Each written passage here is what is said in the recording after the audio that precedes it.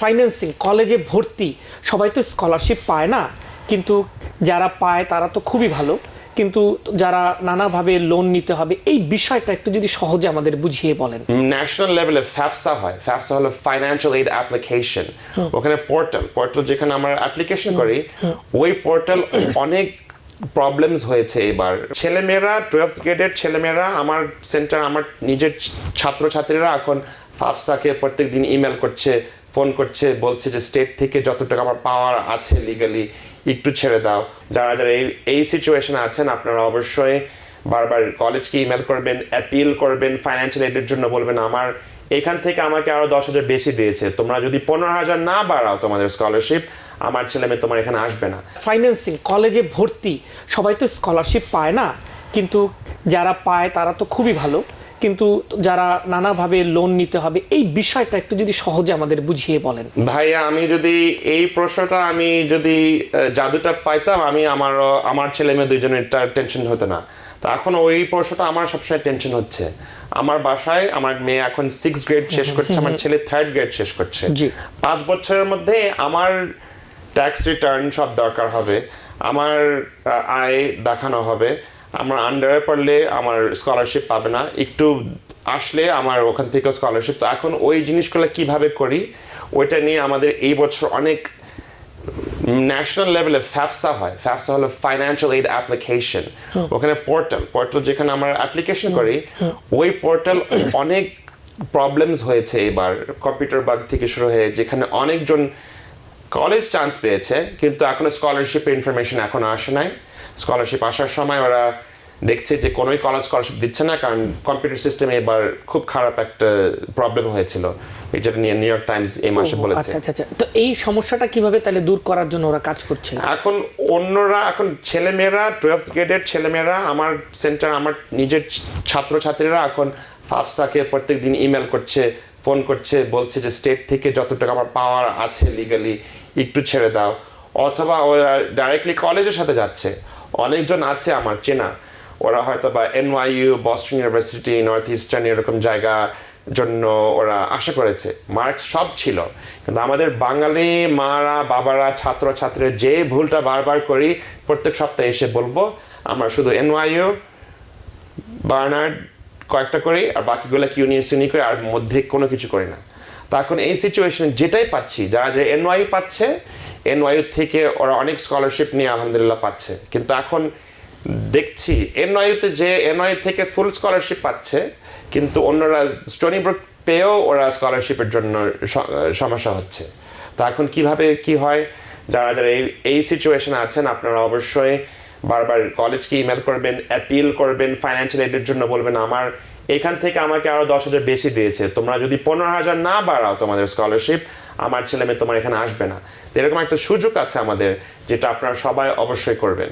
আর যারা যারা 10th grade, 11th grade, 9th গ্রেডের বাবা মা, এই বয়স থেকে আপনারও মেয়ে আছে এখন 10th গ্রেড, 11th গ্রেড শেষ করছে, আপনার মেয়ে যখন ছোট চাচি যখন আমাদের অ্যাপ্লিকেশন করবে, আপনার ট্যাক্স রিটার্ন, W2, সব আয়ের ইনফরমেশন, কোথায় কি বাড়ি আছে, কোথায় কি একটু স্টক থাকলে কোথায়, এগুলো সব দেখে ঠেকে ওরা ডিটারমিন করবে আপনার মেয়ের স্কলারশিপ। কত বছরের আপনি বলছেন? 5 বছর, অ্যাটলিস্ট 2 বছর গুছানো থাকলে ভালো। তো আপনার মেয়ে যদি যারা যারা 9th গ্রেড, 10th গ্রেড, এখন থেকে আপনারা অ্যাকাউন্টেন্টের কাছে যে বলবেন আমার ছেলে কিন্তু 3 বছরে অ্যাপ্লিকেশন করবে। আমার খুব আশা যে NYU হোক, রাটগার্স হোক, আপস্টেট নিউ ইয়র্কে RPI হোক, রচেস্টার হোক, নিউ জার্সি একটু দূরে হলেও, পেনসিলভেনিয়া পর্যন্ত হলেও, আমরা সব জায়গায় খুঁজতে হবে। আমরা যদি না খুঁজি তা আমরা স্টোনি ব্রুক আর কিউনি পেয়ে বসে থাকবো, আর ওখান থেকে সবাই সিচুয়েশন থাকলে পয়সা তো সবার জন্য থাকবে না। সো এটা আমি প্রত্যেক বছরে দেখি, প্রত্যেক বছর এপ্রিল মে মাসে এসে আপনাদেরকে তা ধরে বলি আপনারা ভুল করবেন না। SAT নেবেন, 2বার 3বার নিয়ে 1500-র চেয়ে বেশি অবশ্যই করবেন, কিন্তু কলেজে অ্যাডমিশন করার সময় যে SAT ছাড়া একটা গাইডেন্স দরকার হয়, গাইডেন্স কাউন্সেলিং, এটা নিয়ে আপনারা প্লিজ ভুলবেন না এই ইম্পর্টেন্সটা। না নিশ্চয়ই, এবং SAT তো মানে একেবারে প্রচন্ড রকমের একটা গুরুত্বপূর্ণ একটা বিষয়। এবং এই SAT-টা কেন গুরুত্বপূর্ণ এটা যদি আপনি আমাদের দর্শকদেরকে। তো এখন আপনাকে বলি, সবাই যারা যারা ক্লাস শুরু করছে, আমাদের GPA যদি সবসময় ওরা প্রথমে দেখে কিন্তু জিপিএ, ওরা দেখবে এই ছেলে মেয়ে কোন জিপিএ তে 95 এর উপরে নাকি 90 থেকে 95। যারা যারা এপি নিচ্ছে এটা সময় ওয়েটেড অ্যাভারেজ হয়ে যায়। এপি নিলে আর একটু কয়েকটা পয়েন্টস দিয়ে দেয়, মেক শিওর করতে যে যত কঠিন ওরা দেখাচ্ছে যে আর একটু ভালো একটা মার্কস দিচ্ছে। কিন্তু যেটাই হোক, আমরা যদি কলম্বিয়াতে আশা করি আমাদের ছেলে মেয়ে, ইউপেন আশা করি, কার্নেগি মেলন আশা করি, ওখানে সব 110,000, 20,000, 30,000 সব ছেলে মেয়েদের মার্কস কিন্তু 95। প্রত্যেকটা ছেলে মেয়ের মার্কস 1500-র চেয়ে বেশি। তা আমরা যদি 1500-এর বেশি না করি, না আমার তো 1400 দিলেও চলবে, এটা তো হচ্ছে না, বললে তো হবে না। তো আমরা সবসময় মনে করে দিই এসএটি আমাদের স্কুলের অ্যাভারেজ এই মাসে রিজেন্টস আসছে, স্কুল থেকে যদিও রিজেন্টসের দাম না দেয়, যখন 10,000 ছেলেমেয়ের মধ্যে 30,000 ছেলেমেয়ের মধ্যে মাত্র 2,000 নেয়, less than how many percent, তো ওখানে তো অবশ্যই আমাদের বাকি সব কিছু শুরু করতে হবে। এখন আপনি আলোচনা করছেন এক্সট্রা কারিকুলার অ্যাক্টিভিটি নিয়ে, এক্সট্রা কারিকুলার কোন লাইনে করলে সবচেয়ে ভালো হয়। তো ওরা সবসময় দেখবে যে এক্সট্রা কারিকুলার অ্যাক্টিভিটি কিন্তু বিভিন্ন দাম আছে, একটার দাম এতটুক আর একটার দাম এতটুক। সো আমরা বুঝতে হবে যে এক্সট্রা কারিকুলার যে কোনোটা করলেও হবে না, কিন্তু বুঝে করতে হবে, রেলিভেন্ট হতে হবে, আমি যেটা চাই সেটার সাথে সম্পর্কিত হতে হবে। সম্পর্কের সাথে ওইটাও হবে। ধরেন আপনি মেডিকেল লাইনে যাচ্ছেন, এখন আমার মেডিকেল লাইনের সাথে কোন কোন জিনিস আর একটু অ্যাসোসিয়েটেড আছে, কিন্তু আপনারা যদি ইঞ্জিনিয়ারিং লাইনেও যান, ইঞ্জিনিয়ারিং লাইনেও কিন্তু আমাদের আর্টস আর ডিজাইনটা খুবই জরুরি। কারণ ইঞ্জিনিয়ারিং লাইনে সবাই অ্যাপ্লিকেশন করছে, ওরা সবাই ফিজিক্স, ক্যালকুলাস, ম্যাথ এগুলো নিয়ে ঢুকছে। কিন্তু এই সময় সবসময় আরেকটা আলাদা জিনিস নিয়ে আসতে হবে। আচ্ছা, এটা আমি একটু প্রশ্ন করি, সেটা হচ্ছে যে ধরুন আমি নিশ্চয়ই আমি মেডিকেলে পড়বো, সবসময় কি আমার মেডিকেল রিলেটেড এক্সট্রা কারিকুলারে লাগবে, নাকি আমি একটা মানবিক মানুষ, আমি দেশপ্রেমিক, আমি দেশের প্রতি কমিটমেন্ট আছে, অন্য কিছুতে দেখালাম, সেটা তো আমার মেডিকেলেও পড়বে? সেকেন্ডটা, এটাই তো বেশি। সেকেন্ডটা, কারণ ওরা যখন মেডিকেলের জন্য, আরেকবার বললাম 25,000 মেডিকেল স্কুলের জন্য, 25,000 মধ্যে 20,000 অ্যাপ্লিকেশন একদম same, 4.0 GPA, MCAT score, their SAT score perfect. আচ্ছা। Research, time at the hospital, volunteer work, এগুলো সবাই করছে।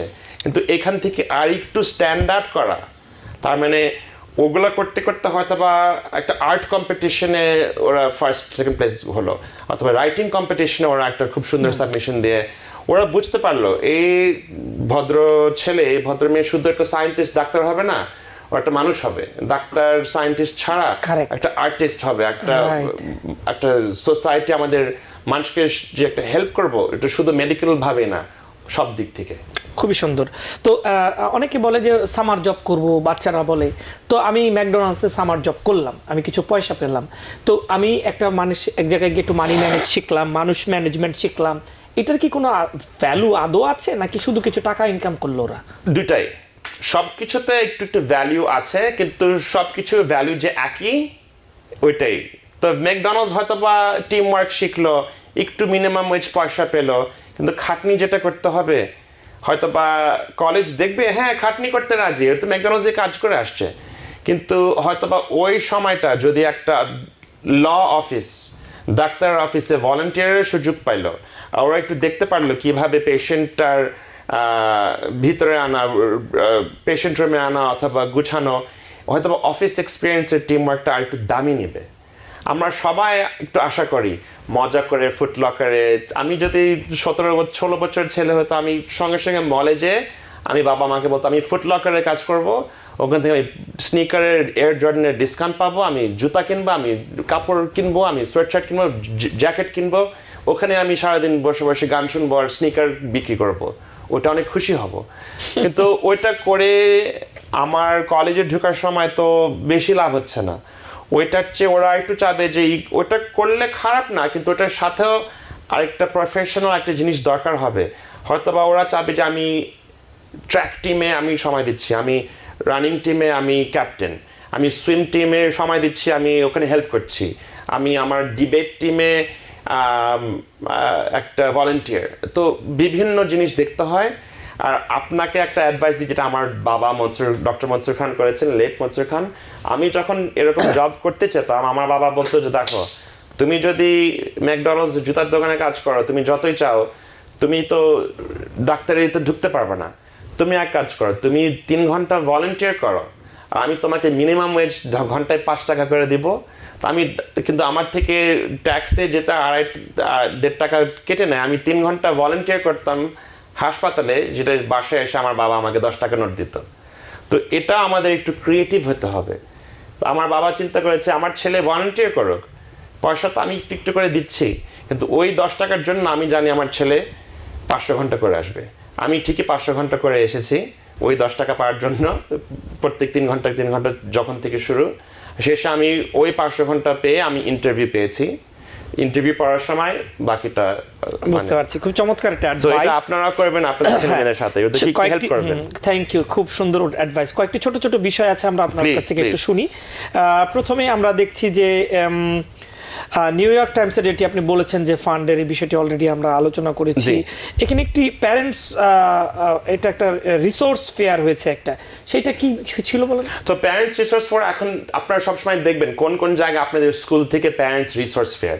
আমরা এই উইকেন্ডে আমরা অস্ট্রেলিয়া যাচ্ছি, আমাদের নতুন লোকেশন কি আছে, হয় সেই resource fair? ওখানে সবাই আসে, ডেন্টিস্ট অফিস আসে, ল অফিস আসে, ডাক্তার সাহেব আসে, রিয়েল এস্টেট সাহেব আসেন, সবাই এসে, কমিউনিটি আমাদের মিডিয়া পার্টনাররা আসে, সবাই এসে দেখছে যে কমিউনিটির টিচাররা, প্রিন্সিপালরা, ছাত্রছাত্রীরা, মা বাবারা শনিবার রবিতে এরকম মিল হচ্ছে। তো এখানে ওরা অনেক সময় ইনফরমেশন পায়।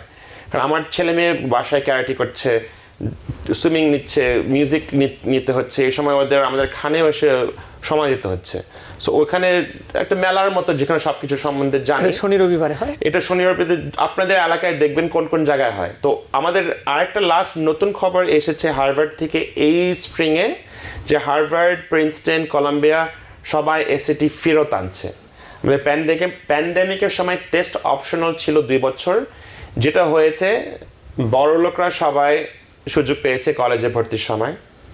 যারা যারা পয়সা একটু কম, স্কলারশিপ, লোন, এগুলোর উপর ডিপেন্ড করতে হচ্ছে, ওরা টেস্ট অপশনাল শুনে হয়তো বা অ্যাপ্লিকেশন করে ফেলেছে, শেষে চান্সও পায় নাই আর স্কলারশিপও পায় নাই। তো এখন ওই 2 বছর করার পরে দেখছে যে যারা যারা মিডল ক্লাস নতুন এসেছে, ওদের জন্য, ওদের পজিশনটা বাড়ানোর জন্য এসিটি আবার ফেরত এনেছে। কারণ যখন এসিটি তুলে ফেলে, শুধু একজন লাভ হয়, সাদারা, বড় লোকরা। এটা ওরাই দেখেছে, এটা আমার অপিনিয়ন না, এটাই ওরা দেখছে।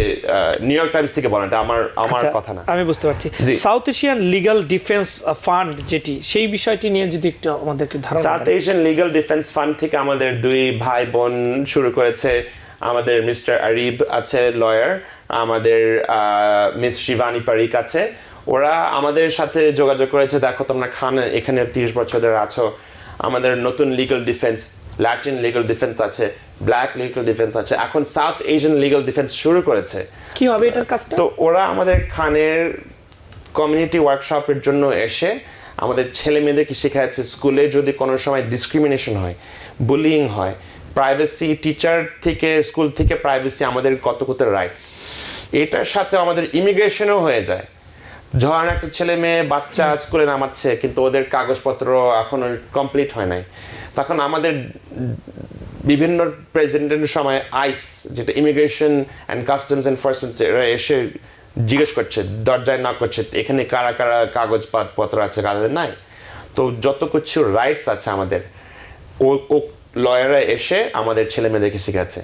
তারপরে বাবা মারা যখন এসেছে তুলতে, লয়াররা আমাদের বাবা মাদের সাথে বলেছে, আঙ্কেল আন্টি সালাম আলাইকুম, আমি মিস্টার আরিব, ইনি মিস শিবানী, আপনাদের কোনো কিছু দরকার হলে আমরা এখানে ওয়ার্কশপ করি, ইমিগ্রেশনের ওয়ার্কশপ, কাস্টমস, ইমিগ্রেশন, আর আজকাল যতগুলো সমস্যা আমাদের লিগ্যাল কমিউনিটি দেখছি, সেগুলো সব ফ্রি ছিল।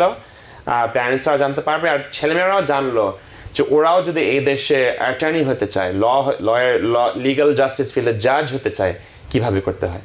এটা তো একটা বিরাট এক্সপিরিয়েন্স, কারণ সামনাসামনি যারা কাজ করে এবং মাঠে গিয়ে কাজ করে, তাদেরকে দেখে শেখাটা তো আরো ইম্পর্টেন্ট।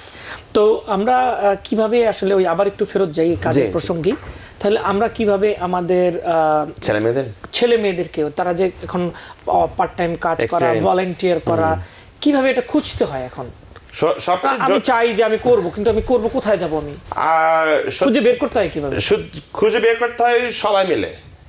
ছেলে মেয়েকে বলতে হবে আগে এটা তোমার ইন্টার্নশিপ, তুমি শুরু করো, খুঁজতে শুরু করো। তুমি তোমার টিচারকে জিজ্ঞেস করো, তোমার প্রিন্সিপালকে জিজ্ঞেস করো, কারণ ওরাও যদি এখানে একটা হাত না থাকে ওরাও মানবে না। এই দিকে আমাদের বাবা মা হয়েও একটা হাত আছে, আমাদের যদি চেনা থাকে, তুমি এখানে আমাদের এই হাসপাতালে আমার এই অফিসে চেনা আছে, তুমি এই হাসপাতালের ইমেল নাও, মেন অফিসে যে ইমেল করো, বলো যে আমার এখানে চেনা আছে, আমি খুব ভলান্টিয়ার জন্য করতে চাই। আমরা ওদেরকে গাইডেন্স দিতে পারি।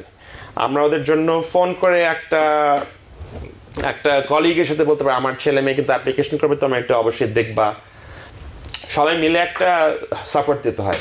কিন্তু আমার ছেলে মেয়েকে সবসময় বলি যে নিজের কাজ, আমি আর তোমার মামি সবসময় আছি, কিন্তু তোমরা নিজে নিজে শিখবা কিভাবে অ্যাপ্লিকেশন করতে, নিজে নিজে তো কাজটা করতে হবে। তো যত কিছু আমাদের ছেলে মেয়েদের নিজের হাতে একটু ছেড়ে দিই, ওটার সাথে সাথে আমরা আশেপাশে থাকি, ওরাও হাতটা চলে আসবে আর আমাদের সাপোর্টটাও সবসময় ফিল করবে।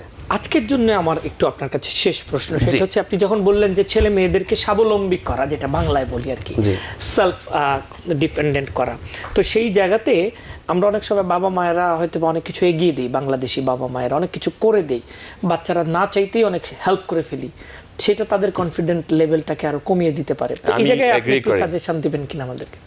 এটা আমরা ভালোবাসি আমাদের সন্তানদের, কিভাবে কিন্তু তাদেরকে আমরা স্বাবলম্বী করতে চাই, কেন? হয়তো বা এটা নিয়ে বাবা মার যুদ্ধ দেখবেন, বাবা মা একজন একটু বেশি সময় দিচ্ছে, অথবা বাবা মেয়েকে দেখে না তোমার জন্য যত কিছু দরকার আমি তোমার জন্য করে দিচ্ছি, অথবা মা ছেলেকে দেখে এখানে আসো আমার বাবু। তো এরকম সবসময় দেখি একজন হয়তো বেশি করছে, একজন একটু করা হতে হবে। তো শুরু হয় বাবা মার কমিউনিকেশনে। যদি বাবা আর মা দুজন মিলে একটা এগ্রিমেন্ট হয়, মাঝে মাঝে এই ব্যাপারে আমি একটু রিল্যাক্স থাকবো, তুমি একটু চাপ দিবা, কিন্তু এই ব্যাপারে কিন্তু তোমার লাইন, তুমি ওখানে চাপ দিতে পারো, কিন্তু এখানে আমার আমি একটু দূরে আছি।